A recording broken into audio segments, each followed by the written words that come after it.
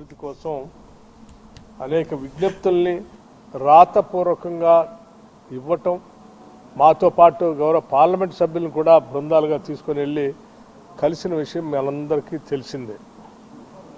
మేము పెద్ద ఎత్తున ఆశించాం మూసీ రిజర్వేషన్ సంబంధించిన దానిపైన కానీ, లేకపోతే ఇంకా ఇతరత్ర ఈ నగర చుట్టూ ఉన్నటువంటి అభివృద్ధి కార్యక్రమాల గురించి కానీ, రీజనల్ రింగ్ రోడ్డు గురించి కానీ,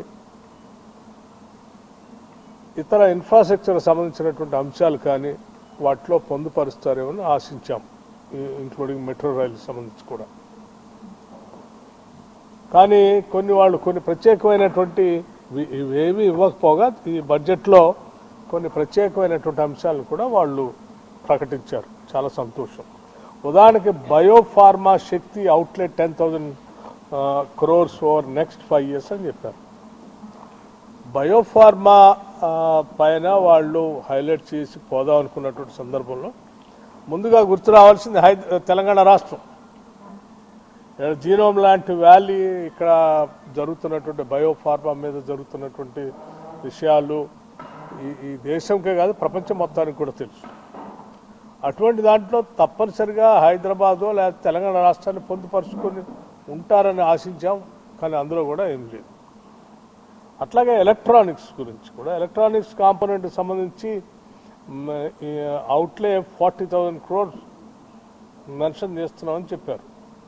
బట్ ఎలక్ట్రానిక్స్ అంటే మనందరికీ తెలిసిందే, ఇండియాలో హైదరాబాద్ పరిసర ప్రాంతాల్లో ఉన్నటువంటి ఎలక్ట్రానిక్స్ సంబంధించినటువంటి ఎకో సిస్టమ్ ఎంత పెద్ద ఎత్తున అభివృద్ధి చెందిందో, ఇంక్లూడింగ్ ఈవెన్ ఎప్పటి నుంచో అనాదిగా ఆనాటి గత కాంగ్రెస్ ప్రభుత్వాల టైంలోనే ఈసీఐఎల్ లాంటి దాన్ని హైదరాబాదులో పెట్టి ఎలక్ట్రానిక్స్ని పెద్ద ఎత్తున ఈ ప్రాంతంలో ఒక ఎకో సిస్టమ్ తయారు కావడానికి పునాదులు ఇస్తుంది. ఈరోజు ఎలక్ట్రానిక్స్ అంటే హైదరాబాద్ అంటే ఎలక్ట్రానిక్స్ అనే పరిస్థితి ఉన్న దాంట్లో ఇవాళ కనీసం అది తెలంగాణ రాష్ట్రాన్ని అందులో పొందుపరుచుకోవటం చాలా బాధాకరం.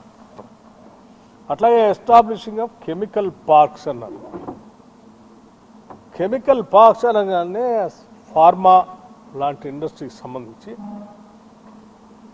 హైదరాబాద్ తెలంగాణ రాష్ట్రం is known for pharma hub.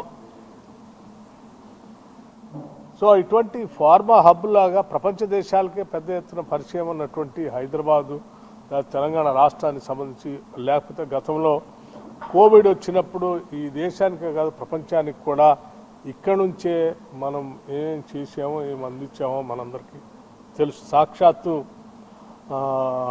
ప్రధానమంత్రి గారు కూడా ప్రత్యేకమైన ఫ్లైట్ వేసుకొని ఇక్కడికి వచ్చి భారత్ బయోటెక్ చూసి సందర్శించి ఏర్పాటు చేసి వెళ్ళినటువంటి వాడు. మరి ఇంత ప్రఖ్యాతిగాంచిన హైదరాబాద్ నగరాన్ని కానీ తెలంగాణని కానీ ఇందులో పొందుపరుచుకోలేకపోవటం చాలా బాధ అనిపిస్తూ ఉంది. ఇది అట్లాగే ఎఫోర్డబుల్ స్పోర్ట్స్ గూడ్స్ అన్నారు. అఫోర్డబుల్ స్పోర్ట్స్ అన్నప్పుడు మనం అందరికీ తెలిసింది, ఈ మధ్యనే మనం స్పోర్ట్స్ మీద పెద్ద ఎత్తున ఈ రాష్ట్ర ప్రభుత్వం ఎంత పెద్ద ఎత్తున ముందు పోతుందో కూడా తెలుసు. గ్లోబల్ సమ్మిట్లో ప్రత్యేకంగా మనం విజన్ డాక్యుమెంట్ని రిలీజ్ చేసాం.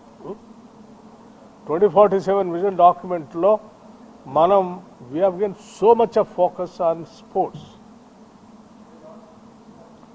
గౌరవ ముఖ్యమంత్రి గారు పదే కొరియా వెళ్ళాను, నేను ఒక యూనివర్సిటీని చూశాను, అక్కడ ఆ యూనివర్సిటీలో 4 గోల్డ్ మెడల్స్ వచ్చినాయి. చాలా తక్కువ పాపులేషన్ ఉన్నప్పుడు కూడా అట్లా సాధిస్తూ ఉన్నారు.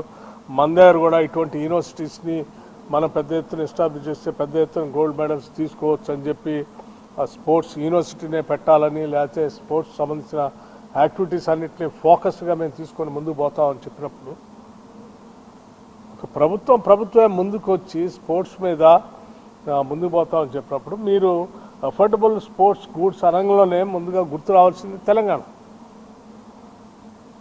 అన్ఫార్చునేట్లీ వాళ్ళు అనౌన్స్ చేసిన దాంట్లో ఎక్కడ తెలంగాణ కనపట్టలేదు. అట్లాగే ఆరెంజ్ ఎకానమీకి సంబంధించి కూడా మాట్లాడారు. ఆరెంజ్ ఎకానమీకి సంబంధించి మాట్లాడుతూ మీరు సెంటర్స్ అన్నీ కూడా ఇటు బాంబేలో లేకపోతే ఇతరత్ర ప్రాంతాలకు షిఫ్ట్ చేయడం కోసం ప్రయత్నిస్తుంది. ఆరెంజ్ ఎకానమీ అంటే audio, video, gaming and comics లాంటిది. Audio, video, gaming and comics లాంటిది మీ అందరికి తెలిసిందే. హైదరాబాద్ నగరము ఈరోజు ఆడియోకి కానీ, వీడియోకి కానీ, గేమింగ్ కానీ, కామిక్స్ కానీ it has become a biggest center. Because software ఇండస్ట్రీయో లేకపోతే ఇతరత్ర ఉన్నటువంటి ఈడ టాలెంటెడ్ యూత్ లేకపోతే గవర్నమెంట్ ఎప్పటి నుంచో గేమింగ్ దాని మీద దృష్టి పెట్టి ప్రత్యేకంగా భూములు కేటాయిస్తూ ఆ సెక్టార్ని అభివృద్ధి చేయటము, వీటన్నిటి దృష్ట్యా ఇవాళ Hyderabad has become a main centre for orange economy. అటువంటి ఆరెంజ్ ఎకానమీలో కూడా మీరు హైదరాబాద్ దృష్టి పెట్టకుండా ఎక్కడో బాంబేకో లేకపోతే ఇతర ప్రాంతాలు తీసుకొని ఈరోజు ప్రయత్నం చేస్తూ ఉంటే తెలంగాణ ఏం తప్పు చేసిందని మీరు తెలంగాణ మీద ఇంత ఈ రకంగా న్యాయం చేయకుండా ఆలోచన చేశారో నాకు మాత్రం చాలా బాధగా ఉంది.